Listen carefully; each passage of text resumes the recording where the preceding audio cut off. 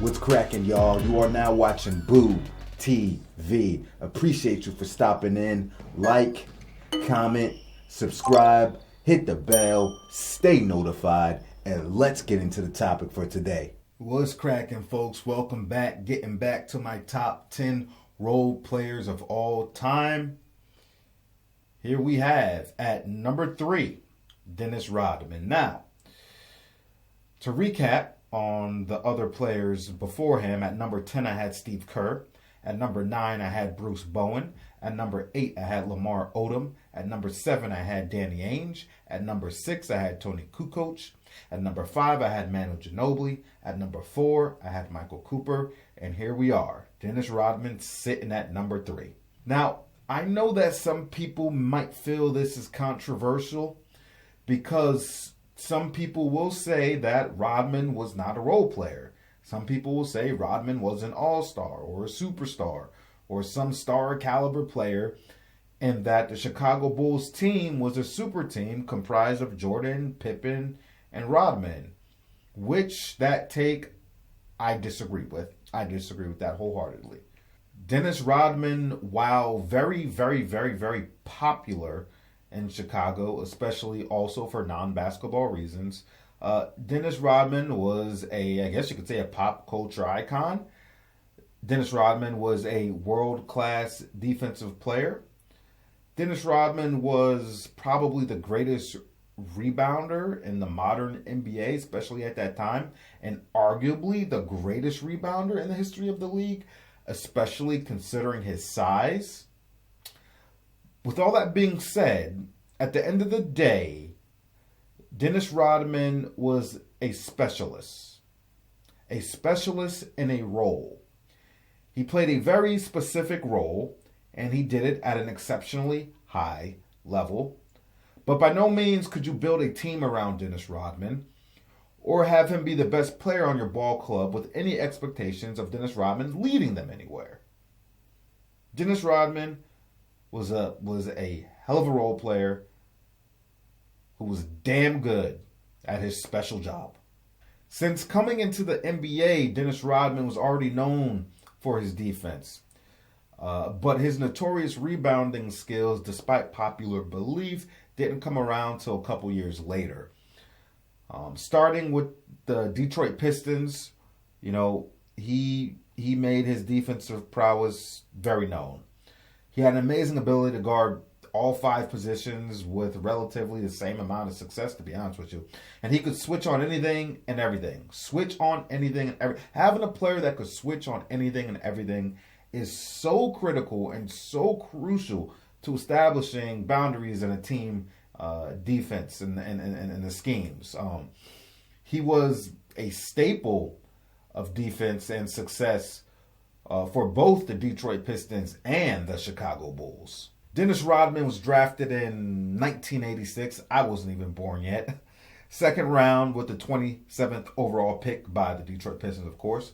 Played from 1986 to the year 2000 in the NBA, and like I said, defensively could play all 5 positions, but we've seen him more at the forward slots and sometimes center, and he only stood at about 6'7", about 230 pounds. I've also seen him listed as 6'6", so however you want to look at it, 6'6", 6'7", whatever. Dennis Rodman is a 5-time NBA champion with the Detroit Pistons and Chicago Bulls.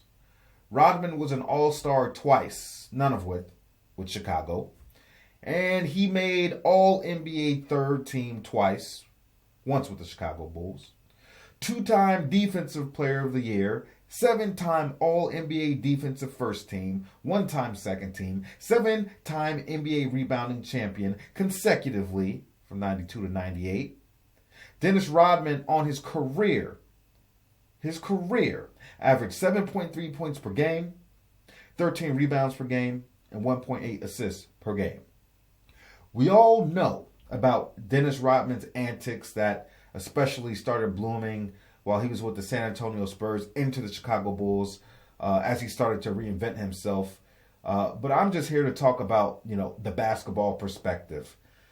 Clearly, a man that as a 5-time champion on 2 different ball clubs has to be spoken on. And I think that is not by coincidence. He offers something very, very, very valuable to winning, and sometimes it takes a very special coach or player or environment to really, tap into somebody's potential, right?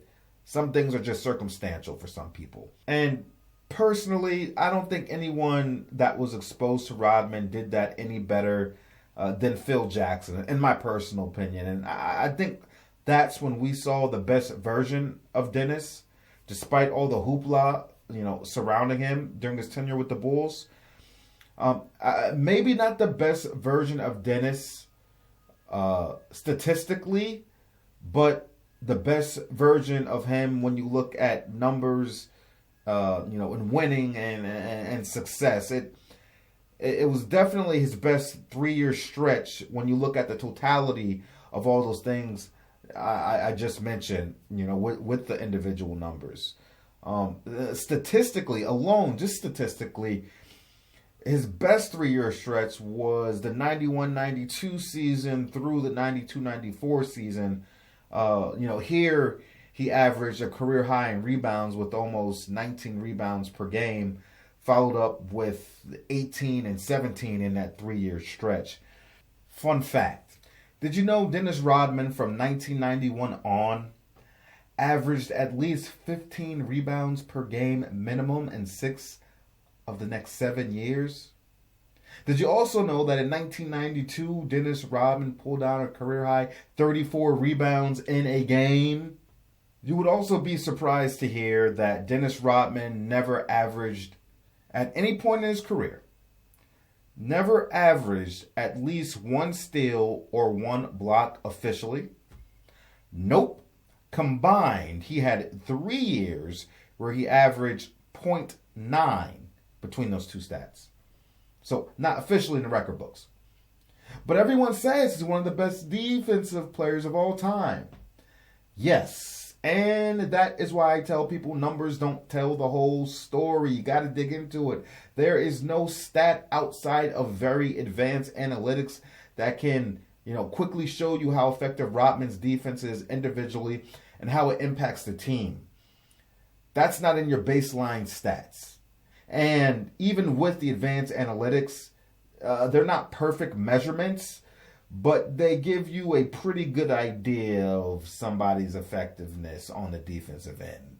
Dennis Rodman wasn't always going to, wow you with blocks and steals, but he was a lockdown kind of guy. He was a disruptive guy. He was an agitative guy. He was going to make it very weird, difficult, and uncomfortable for players around him in ways that would directly impact their performance one way or another, depending on which side of Rodman you were at the time. Like, this is the type of guy that, wouldn't take showers for days and days and days and just smell like complete doo-doo to make people uncomfortable on the basketball court when they're posting up on him or in his proximity.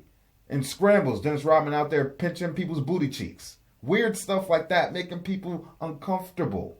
Dennis Rodman was exceptional at getting under other players' skin, getting them agitated, getting them frustrated, and oftentimes getting people ejected from games with his antics. And, Dennis Rodman gave Shaq the most trouble in his career despite the huge size difference. You would be like, how the hell is Shaq having so much trouble with this guy? Look how big look how big Shaq is. Look how small Dennis Rodman. Dennis was a different beast, baby. A different beast. The Worm was that guy. The Worm. And Shaq will tell you himself to this day. Shaq will tell you Rodman gave him the most trouble.